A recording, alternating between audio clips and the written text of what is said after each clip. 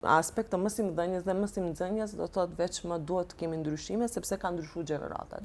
Këta më nuk janë gjenerata që lexojnë shumë ose që duan të humbin. Do thotë duhet të gjendet modalitet i perceptimit, kuptimit të gjërave, do thotë në mënyra të tjera, jo gjithmonë domosdoshmërisht përmes leximit.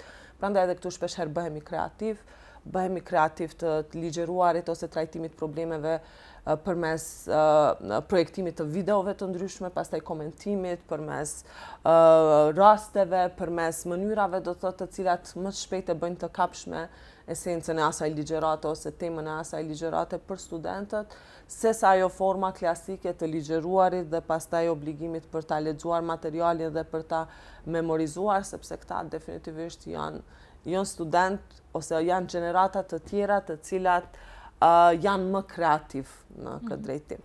Tash edhe ballafaqimi me inteligjencën artificiale ka sjellë edhe ato vështirësitë e veta.